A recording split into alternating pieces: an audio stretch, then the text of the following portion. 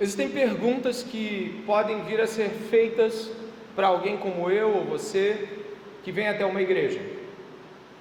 Muitas perguntas podem ser feitas desde onde fica o prédio, quem preside, qual é a denominação. Mas quando pessoas que estão conversando sobre fé descobrem que são cristãos ou falam de Cristo em algum momento, uma pergunta pode surgir. E essa pergunta, por mais que possa parecer óbvia, ela é muitas vezes feita por pessoas que mutuamente se encontram e acabam se descobrindo cristãs ou estão falando de Cristo. A pergunta é: você foi salvo? Você foi salvo? Ou você é salvo? Essa pergunta já deve ter sido feita por você a alguém, talvez mais bem composta como: você acredita que você seja salvo por Jesus? Talvez você já tenha feito essa pergunta, ou já tenha recebido a pergunta de alguém. Essa afirmação, ela parece ser muito simples, mas por muitas e muitas vezes ela pode ecoar em um profundo vazio, em respostas que de fato não trazem nenhum significado para a Bíblia. A afirmação, ou a pergunta e a afirmação que se segue sobre você é salvo, você foi salvo, deve levar em consideração de que dentro desta pergunta e dentro da resposta estão algumas das mais temíveis e terríveis afirmações que podem vir junto dela. Eu coloquei aqui alguns dizeres acerca disso. O motivo é que ao responder que sim, eu sou salvo, você estará dizendo: sim, eu estou a salvo da ira de Deus que se abaterá contra toda a maldade feita por nós homens, e que será definitivamente destruída quando todos os rebeldes a Deus receberem seu juízo em dor e trevas e desespero eternos num futuro bem próximo. É assim que se crê na Bíblia sobre ser salvo. Em contrapartida, se você disser que não, o que você está dizendo é o seguinte: não, eu permaneço contrário a Deus e sua lei e pronto a continuar a ofender sua santidade, bondade e governo justo e verdadeiro, vivendo como achar que devo. Em começos de sermões, nós tentamos entender qual será o significado mais extenso das palavras que vão ser ditas logo adiante, mas é importante que num sermão como esse, do qual essa afirmação ou essa discussão será tão importante, você comece sabendo e crendo de que quem é salvo desta forma, e quem diz ou não crê ser salvo ou tem dúvidas sobre sua própria salvação, ele está continuamente contra Deus. A palavra de Deus fala sobre isso em dois textos que eu separei para vocês verem aqui, um em Tessalonicenses e outro em Romanos. A palavra de Deus diz o seguinte: porque todos, diz Paulo à igreja de Tessalônica, porque todos eles relatam de que maneira fomos recebidos por vós, e de que maneira vos convertestes dos ídolos a Deus, para servirdes ao Deus vivo e verdadeiro. Presta atenção agora. Enquanto aguardais do céu seu Filho, a quem ele ressuscitou dentre os mortos. Complete o fim, por favor. Jesus, que nos livra da ira que certamente... Ira de quem? Segue-se o texto, ainda que você não leia, preste atenção. A ira de Deus se revela do céu contra toda impiedade e injustiça dos seres humanos, que por meio de sua injustiça suprimem o quê? Verdade. Pois o que se pode conhecer a respeito de Deus é manifesto entre eles, porque Deus lhes manifestou. A ira vem de onde? De Deus. Se revela dos céus e vem de Deus. E o primeiro texto diz de que Jesus Cristo nos livrará de quê? Da ira que virá. De que estamos falando? Eu coloquei uma frase que talvez indique um pouco dessa dimensão. Ser salvo por Deus também é ser salvo de Deus, de certa forma. Quando somos salvos por Deus, Deus está nos livrando de um castigo justo que virá lá adiante, depois do julgamento dele. O que nós estamos falando quando dizemos fomos salvos, fui salvo por Jesus Cristo, você foi salvo por Jesus Cristo, do próprio Jesus Cristo que virá e julgará a terra com justiça. Por que eu estou começando a falar sobre isso? E por que entrar num sermão, logo, como diriam alguns pregadores, numa posição alta de discurso e forte em argumentos? Porque nós estaremos hoje no capítulo 2 de Josué, e este capítulo fala de uma cidade que está prestes a ser alvo do juízo de Deus. Jericó está ali, esperando para que Deus vingue de modo santo e justo todos os pecados daquela cidade.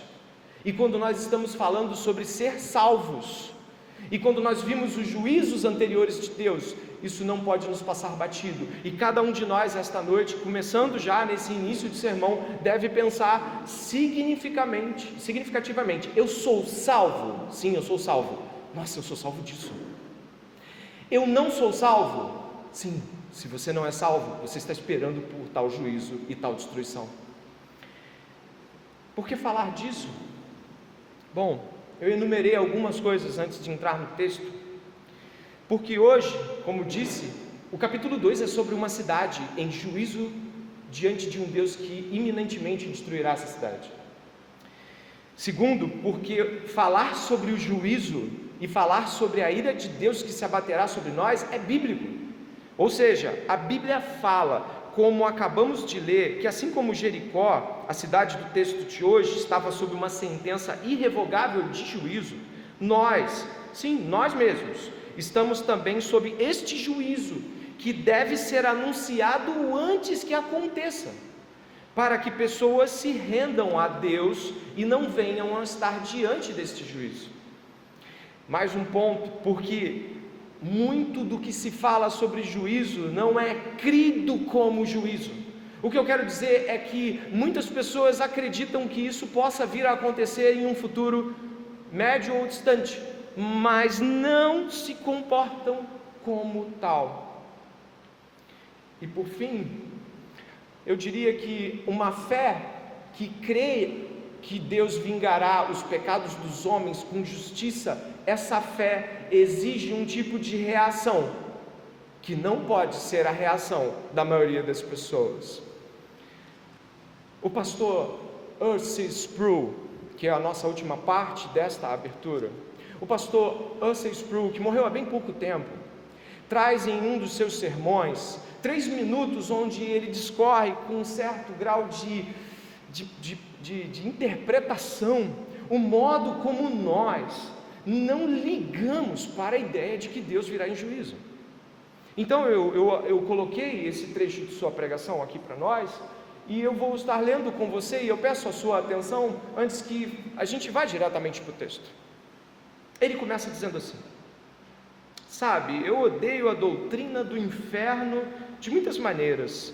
Eu não consigo suportar o pensamento de ninguém estando no inferno, nem mesmo Hitler, porque eu sou muito hitleresco. Ele brinca: pecadores monstruosos com que eu consigo me identificar. Aqui ele está dizendo o quanto nós, às vezes, temos pena de pessoas, mas ele vai dizer por que nós nos identificamos muitas vezes com isso. O santo de Israel é o estrangeiro, ou seja, o estranho para nós. Ele é estranho para o nosso modo de pensar. Foi por isso que nosso tempo foi abreviado, quando Deus imergiu o mundo no dilúvio, instituiu o banimento em Jericó, engoliu Corá e seus correbeldes, fulminou Uzá quando ele toca a arca da aliança, consumiu os filhos de Arão por brincarem com a adoração e imediatamente deixa seu julgamento cair sobre Ananias e Safira. E nós olhamos para essas pessoas que são como nós e dizemos: pobre Ananias, pobre Safira, pobre Uzá, pobres Nadab e Abiú. Por quê? Se a santidade de Deus é comprometida, se ela é profanada, isso não mexe conosco. Mas Deus disse através de Moisés para Arão: você se lembra do que o Senhor disse? Eu serei considerado santo por qualquer um que se aproxima de mim, e eu serei honrado entre toda a congregação. Isso significa que meus amigos e minha família devem ser sacrificados pela justiça de Deus, pela manifestação de sua santidade, pela glória de sua justiça, embora eu não possa suportar pensar nisso agora. Esta palavra me diz que virá o dia em que eu estarei tão preocupado com a glória de Deus e a glória de Jesus, que serei capaz de me alegrar em seu julgamento. Ainda não chegamos lá, amigos, mas esse é o nosso destino. Essas palavras extremamente duras são ecoadas nas Escrituras quando nós percebemos que nós temos mais pena dos que vão para o inferno do que o fato de que a santidade, a bondade, a justiça de Deus em Cristo Jesus são profanadas, deturpadas, envergonhadas ou pregadas ao contrário. Nós não nos importamos tanto. Isso não tem a ver com o fato de não desejarmos que as pessoas vão para o inferno. Isso não tem a ver com o fato de que gostaríamos de pregar e que todas fossem salvas. Isso não tem a ver com isso.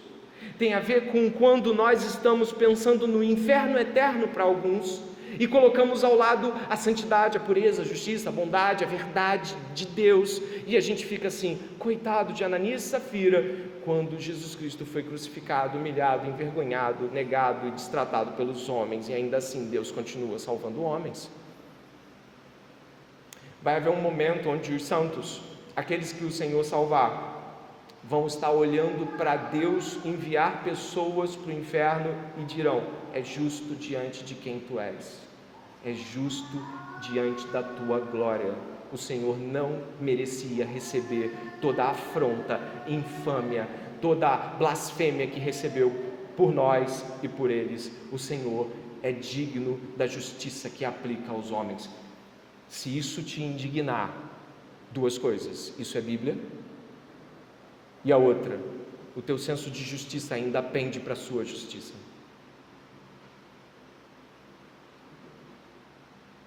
E ao pensar nessas coisas, e ao pensar desta forma, eu peço que você se aproxime do texto que nós vamos ler essa noite. Eu agradeço a irmã que ajudou, obrigado, pode fechar. Estamos no capítulo 2 de Josué. São 40 anos após a chegada do deserto saindo do Mar Vermelho. 40 anos após isso, nós temos os eventos que você está vendo aqui. O líder Moisés é morto, e Deus levanta Josué para dar prosseguimento à conquista de uma terra que Deus havia prometido bem antes, 400 e tantos anos antes, a Abraão, depois Isaac, a Jacó, as tribos, e que Deus em Cristo, já naquele tempo, fazendo os seus milagres, está agindo de modo soberano, resgata o povo que estava preso no Egito. Moisés leva esse povo por 40 anos de uma peregrinação onde o povo é rebelde, é duro, é blasfemo, é idólatra, é contrário à bondade de Deus que os resgatou. E então o próprio Moisés, que havia levado e carregado o povo, também acaba sendo disciplinado por Deus, porque em um dos seus momentos ele declina de uma posição de liderança extremamente importante e se volta contra Deus em um tantinho assim. Mas aí você pensa: mas só uma vez? Estamos falando sobre Deus e sobre quem Deus é. Segue-se daí Josué, a qual nós hoje estamos observando, mas dentro de um outro personagem. O personagem que nós estamos vendo aqui hoje, depois de 40 anos de jornada e a entrada de Josué, o personagem não é nem Josué, o tão importante desta noite, mas é uma prostituta chamada Raabe. Ela se encontra no capítulo 2 e também vai ser mencionada nas Escrituras, bem lá na frente, em Hebreus, livro de Tiago também, na Epístola de Tiago. A menção dela não é única, ela também é mencionada em Mateus, na genealogia de Jesus Cristo. Dito isto, nós vamos estar através da narrativa de Raabe, uma moradora de Jericó, vendo de que modo, quando Deus emite seu juízo, alguém que crê no juízo se comporta. Compreende isso? Raabe devolve a verdadeira crença em Deus com atitudes que devem nortear as nossas atitudes ao ouvir sobre o que ouvimos no começo do sermão, por exemplo. Como reagirmos a tal juízo que virá? Esta mulher, ela compreende como Deus agirá através de como Deus agiu, e ao entender, crê. Eu estarei tratando da fé de Raabe em resposta ao juízo, e eu gostaria que você observasse os 4 pontos dessa fé, e através deste olhar, recuperasse o temor a Deus. Sim, recuperasse o temor, aquele senso de respeito e medo reverente quando estamos diante de Deus.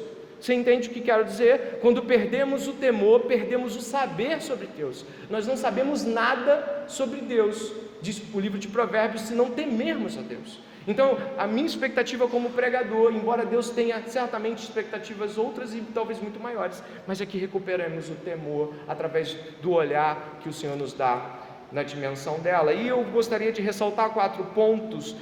Capítulo 2, do verso 1 ao 7, uma fé corajosa.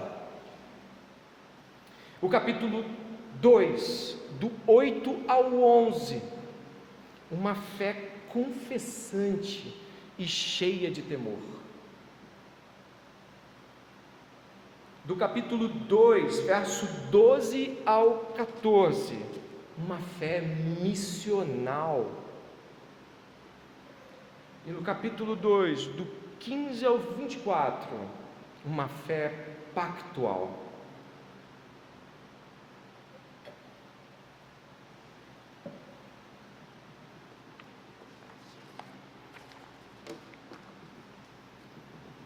Você reparou que a fé recebeu adjetivos aqui? Você reparou isso? Mas não é uma fé só? É uma fé só. Então por que ela recebeu adjetivos? Você deve se perguntar sobre isso. É uma mesma fé. Ela não teve 4 fés, ela teve uma fé só. Dr. Mark Lloyd Jones, um dos maiores pregadores do século XX, disse algo importante sobre fé. Ele falou o seguinte: a fé manifesta-se em toda a personalidade de alguém. O que quer dizer?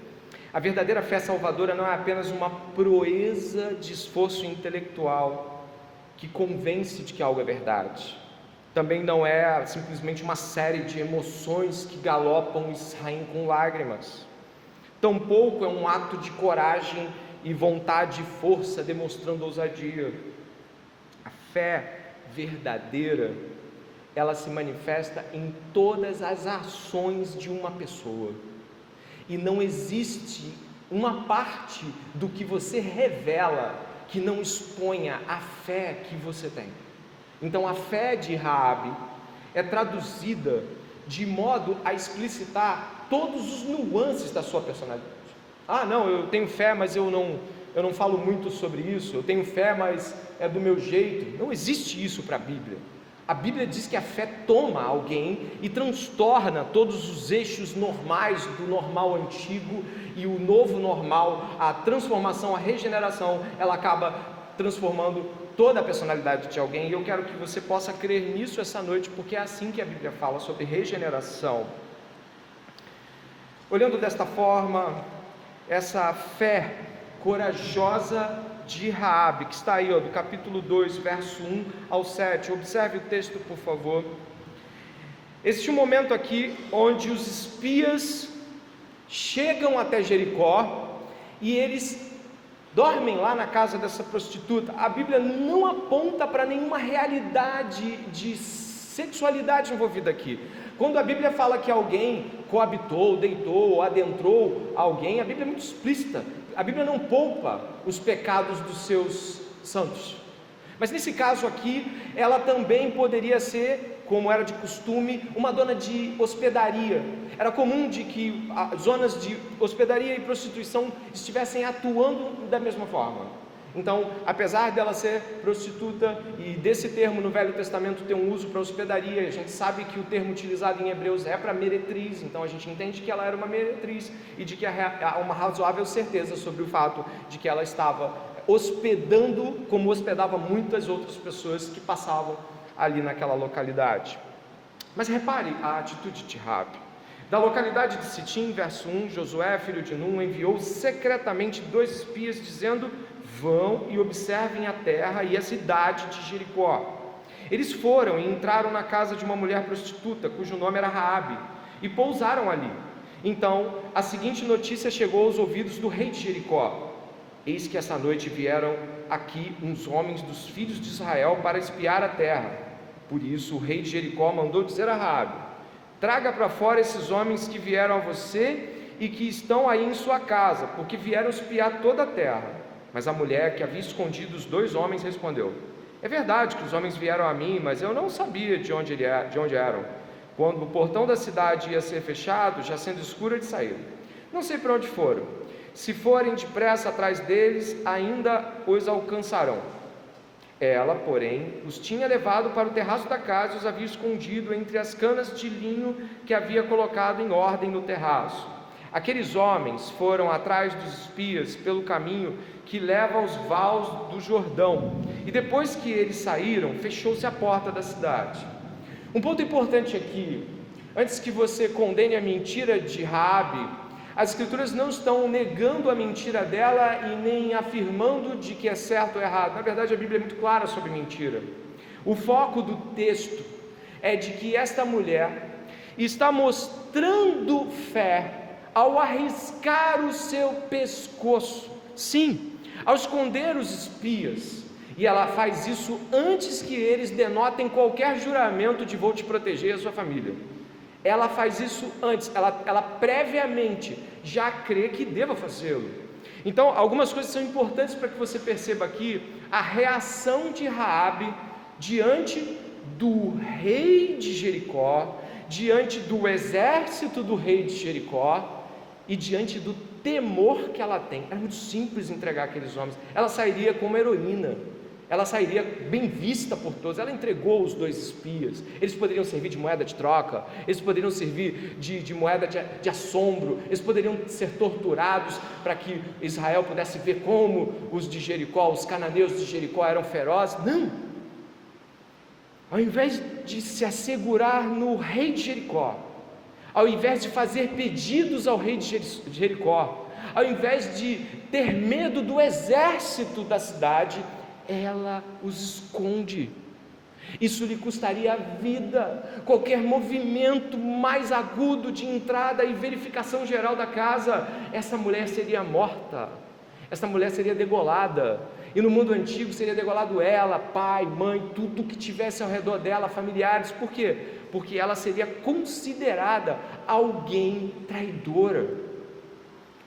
Repare que Raabe aponta claramente para uma realidade onde ela está ousadamente arriscando-se por crer que é mais perigoso ir contra Deus, o Deus que ela vai revelar quem é daqui a pouquinho, do que contra o rei de Jericó, contra o exército de Jericó.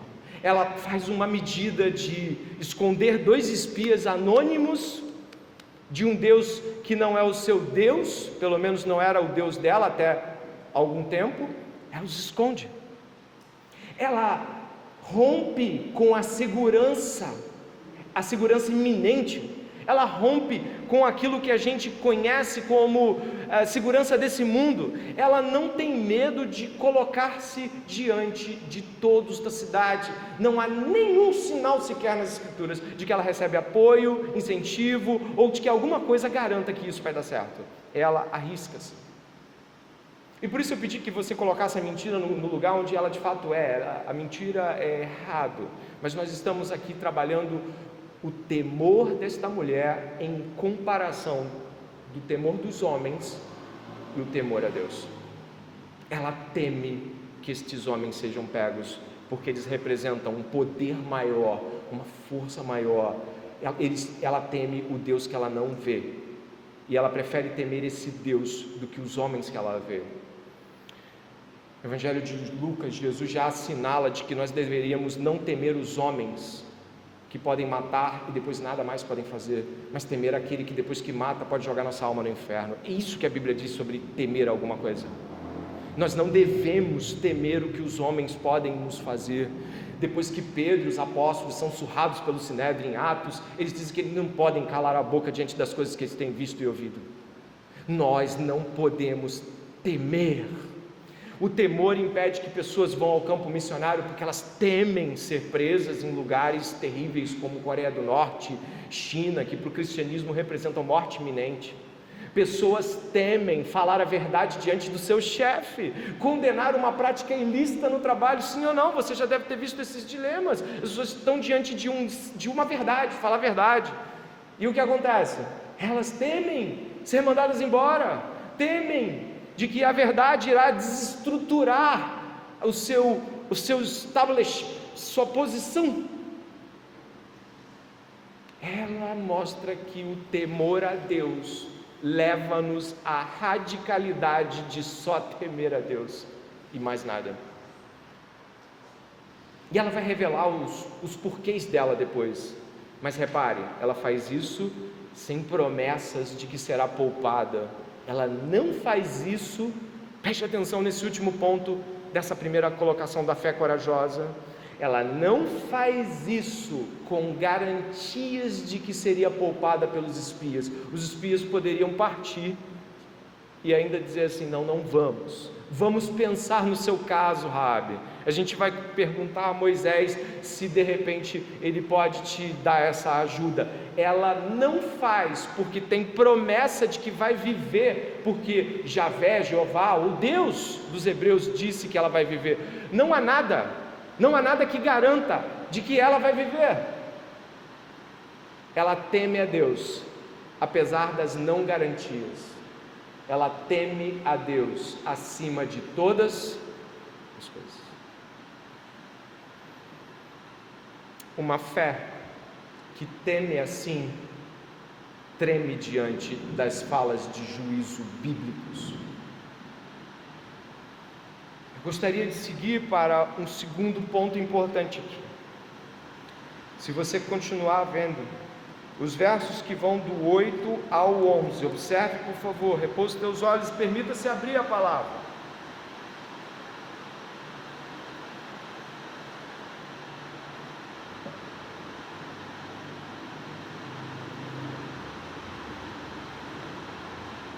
O verso 8 até o verso 11, quando ela termina de os esconder, sem nenhuma garantia, confrontando toda a ideia de poder da sua cidade, sem nenhum apoio, nenhum colega de fé, ninguém para dizer: é isso aí, Raabe, Deus é mais, é isso aí, Raabe, você devia ter feito isso mesmo. Não, ela vai até os espias, e preste atenção no que ela diz. Verso 8: antes que os espias se deitassem, Raabe foi aonde eles estavam no terraço e lhes disse: bem sei que o Senhor deu esta terra a vocês, e que o pavor que vocês estão causando caiu sobre nós, e que todos os moradores da terra estão se derretendo de medo, porque ouvimos que o Senhor secou as águas do Mar Vermelho diante de vocês, quando saíram do Egito.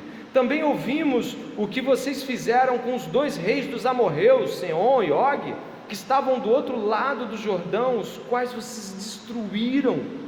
Quando ouvimos isso, nosso coração se derreteu, todos ficamos desanimados, por causa da presença de vocês, porque o Senhor, o Deus de vocês, é Deus em cima nos céus e embaixo na terra.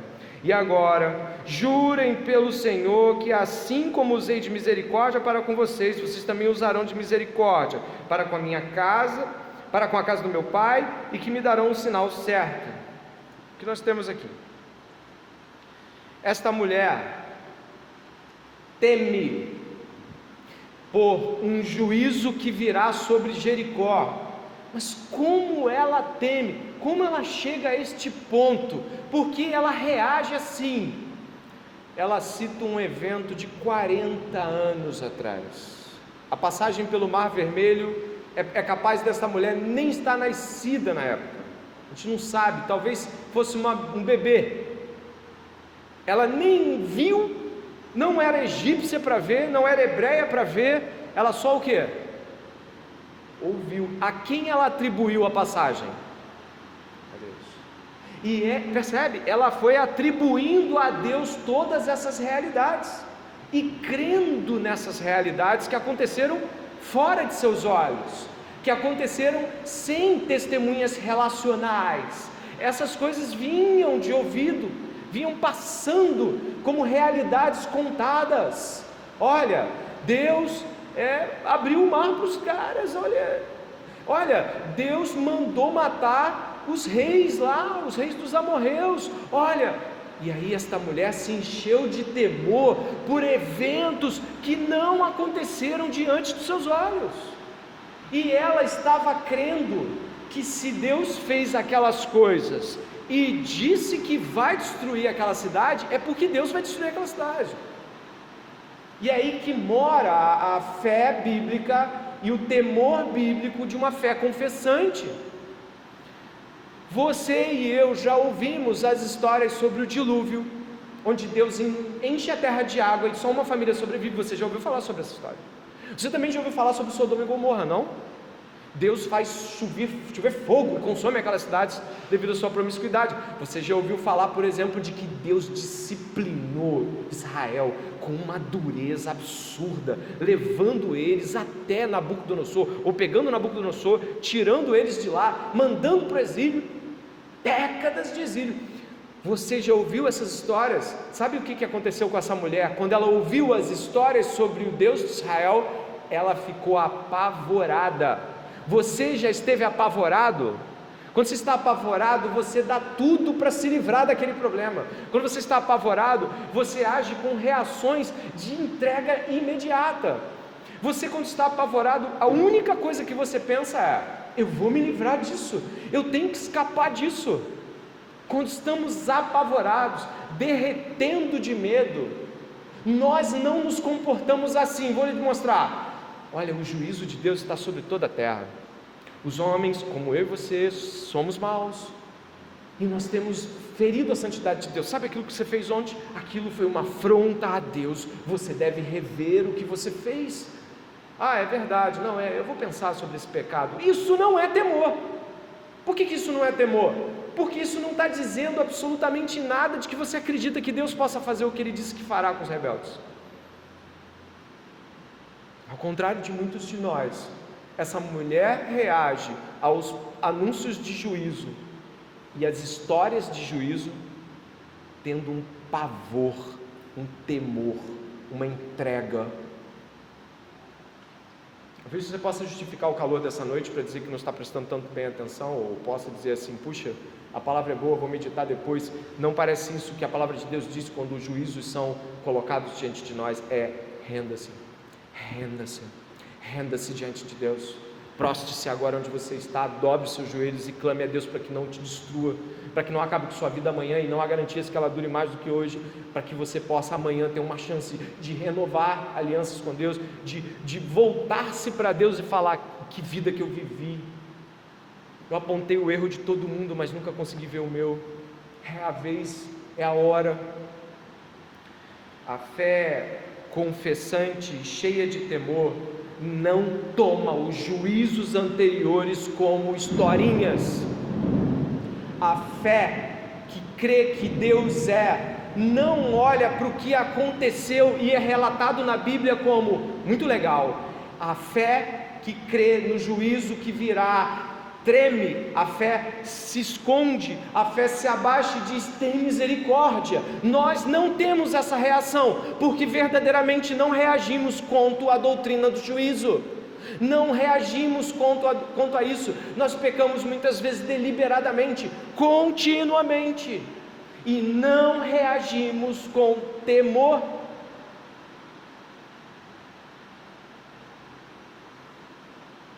O Peregrino de John Bunyan ouve do evangelista em seu livro O Peregrino: fuja da ira que virá. Uma fé confessante é uma fé cheia de temor. Se você perceber, ela relata o que Deus fez, no verso 10, e no verso 11, ela relata de que a partir do que Deus fez, Deus é. E olha o que ela diz que Deus é. Verso 11, parte B. Porque o Senhor, o Deus de vocês, continue a leitura até o final do 11, é Deus. Você lembra quando Moisés, em Êxodo capítulo 20, diz que não devemos fazer imagens? Sim ou não?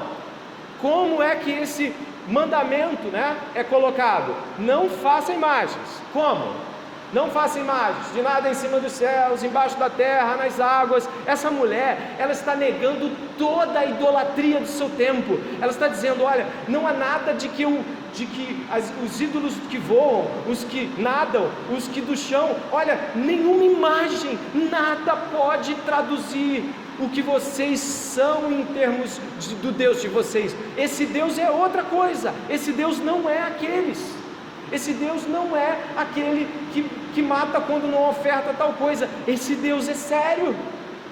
Ele não é como o Deus que os homens criaram. E aqui ressalto, antes de passarmos para esse terceiro ponto da fé de Raabe, o seu Deus pode não ser o Deus da Bíblia. Ele pode ser um Deus onde o juízo vai ser mais brando, onde o inferno vai ser temporário e onde pessoas medianamente cristãs que têm uma vida razoavelmente moral vão para o céu desse Deus. E o juízo na verdade é só uma formalidade. Deus está metendo um medo para ver se a gente vai para o lado dele. Raabe disse assim, olha, eu não encontrei nada que pudesse ser o que o Deus de vocês fez, e eu tenho medo dele, estou derretida de pavor, estou derretida de horror, por favor, me salva. O pedido que ela vai fazer depois se relaciona diretamente com a crença no Deus que de fato existe, e esse Deus não é um Deus que você vai poder pedir desculpa amanhã, é um Deus que quando vem para você e fala que você deve mudar, ele fala para agora.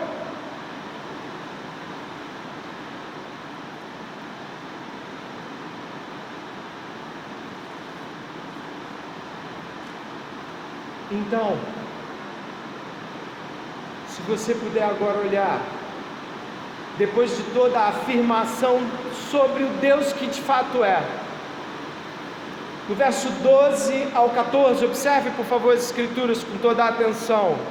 Do 12 ao 14 diz assim: e agora jurem pelo Senhor que assim como usei de misericórdias para com vocês, vocês também usarão de misericórdia para com a casa de meu pai, e que me darão um sinal certo de que conservarão a vida de meu pai e de minha mãe, dos meus irmãos e das minhas irmãs, com tudo que eles têm, e de que livrarão a nossa vida da morte. Preste atenção no que você está lendo.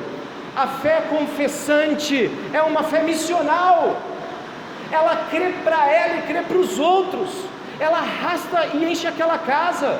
Você imagina que agora ela não vai poder mais guardar só para ela, de que ela está com espias na casa dela. Ela vai ter que dizer o seguinte: eu fiz um compromisso com os espias do povo que está destruindo todo mundo. E aí o pai deve ter ouvido aquilo. O que? Eles estão aqui?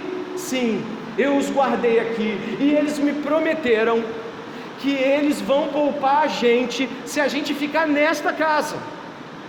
Olha que isso, se a gente ficar aqui, eles vão poupar, vai ter misericórdia se a gente fizer o que eles estão pedindo, que é amarrar uma corda vermelha na janela, e a gente ficar todo mundo dentro dessa casa. Se sair da casa vai morrer, e vai morrer justamente, vai morrer com justiça. Se ficar dentro da casa, vocês vão viver. E ela teve que ir para o pai dela e falar isso, e ela teve que ir para a mãe dela e falar isso, e ela teve que ir para os irmãos, para a família do pai e falar assim: ó, o Deus que não é esse que a gente estava crendo, é o Deus deles. Mas que provas você tem de que isso de fato vai acontecer assim? Duas vezes, olha para cá, não somente provas do que vai ser feito, mas provas de que ele de fato é Deus. Ela só tinha a palavra e a fé dela. Ela diz o seguinte, ele abriu o mar vermelho, ele fez isso também, ele matou os reis, ele fez isso, ele fez aquilo, e ele disse que vai destruir a nossa cidade. Então, de acordo com o que ele já fez, mas como é que você crê que ele já fez? Foi ele que fez.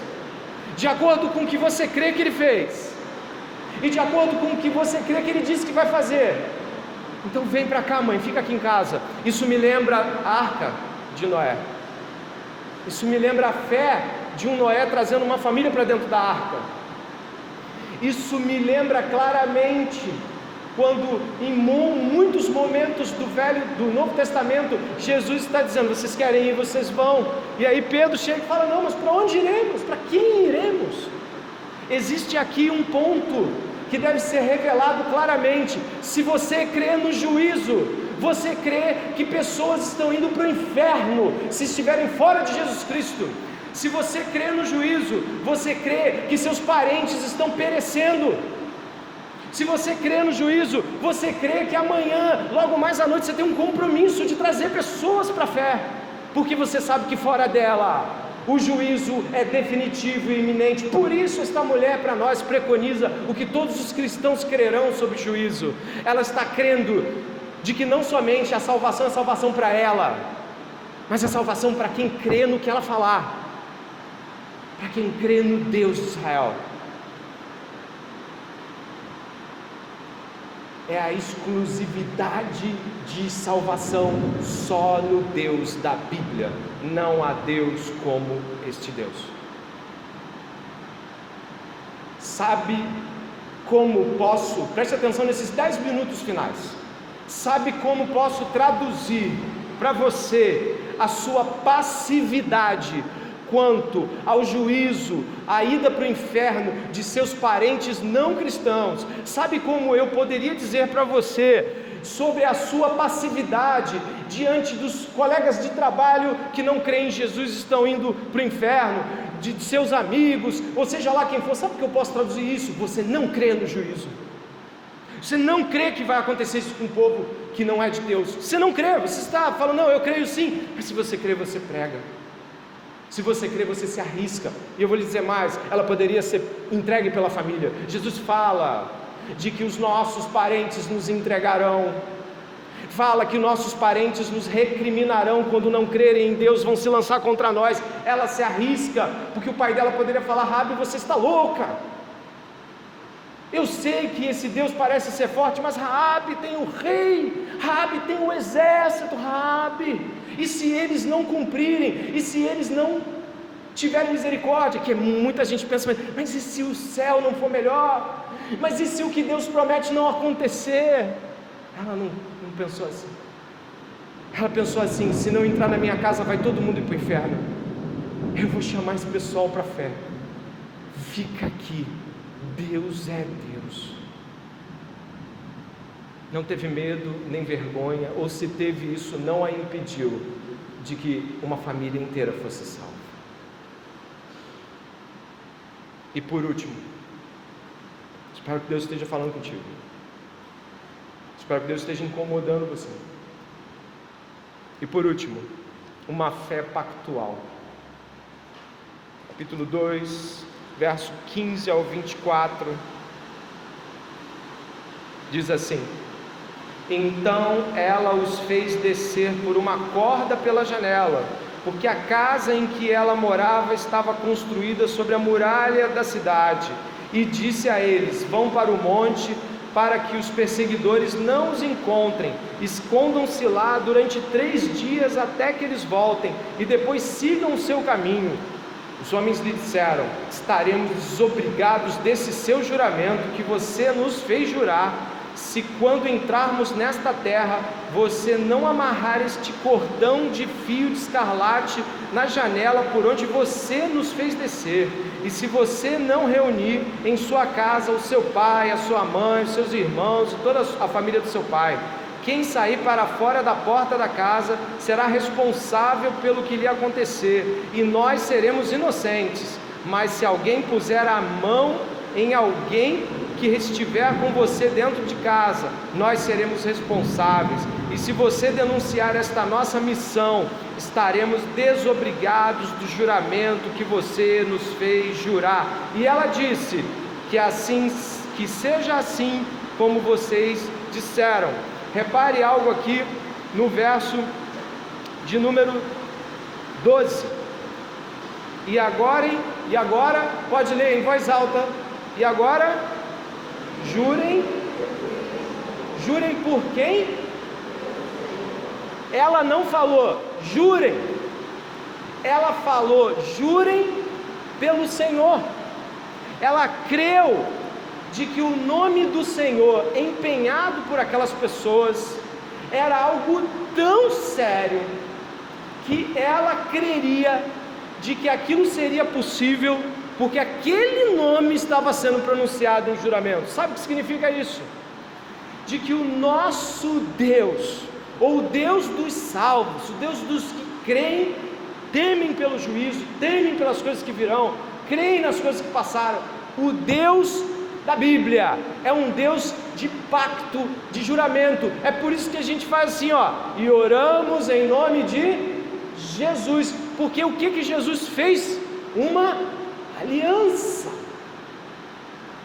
E Jesus assegura-nos por meio de um juramento, de uma aliança feita com o seu sangue, de que nós passaremos pela morte e encontraremos a salvação eterna. Ele jurou pelo seu próprio sangue. Nenhum de nós jamais fez tal juramento. Ele jurou entregando a própria vida em juramento, e ele sangrou até a morte, cumprindo o seu juramento de que nos daria vida por meio de sua morte. Ele prometeu, e ainda assim, mesmo a morte não pôde detê-lo, porque ele volta para dizer: continuo o meu juramento de salvá-los.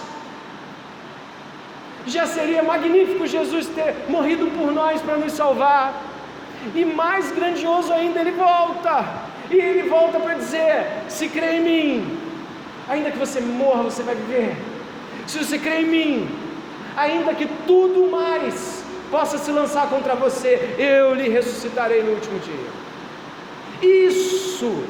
Essa fé bíblica é a fé que nos impulsiona, é a fé que nos faz pregar em lugares onde o Evangelho não foi pregado, é a fé que nos faz confrontar-nos com qualquer situação. Não importa que nos mandem embora, pregamos no trabalho.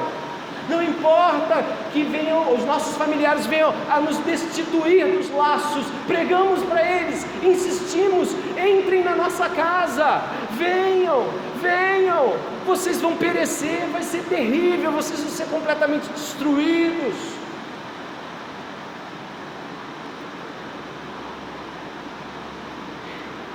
Ela creu no nome do Senhor, e ela creu que este nome é poderoso, e ela creu que bastava aqueles homens jurarem no nome do Senhor, que o Senhor cuidaria dela. E os homens fizeram juramentos de destratos possíveis, muito parecidos com aquilo que nós devemos crer. Mas se você trair a fé no juramento que fez, desconsidere o juramento que fizemos. O que está dizendo aqui é: permaneça com a sua aliança, permaneça com o nome que você professou, você viverá. E aqui eu termino fazendo as seguintes considerações.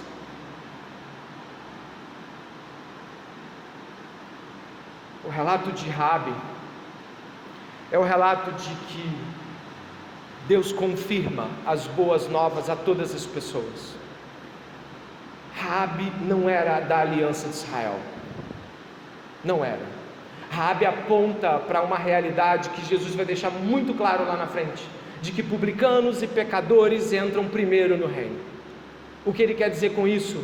É de que muita gente que diz que crê no Deus da Bíblia, de pé junto, que está firme na fé, continua vivendo uma vida deliberada de pecado e distância em relação a Deus, porque de fato não crê no nome do Senhor, porque continua vivendo como convém e acha bem, e continua crendo nas seguranças que essa vida dá. E Raabe, ela está em Mateus capítulo 1, verso 5, como uma das mulheres da genealogia sanguínea de Jesus. Isso é maravilhoso. Ela estava fora da aliança com os hebreus, mas ela estava dentro dos planos de Deus.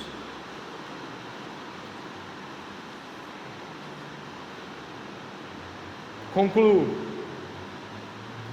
Quem foi salvo tem uma certeza declarada do juízo de Deus.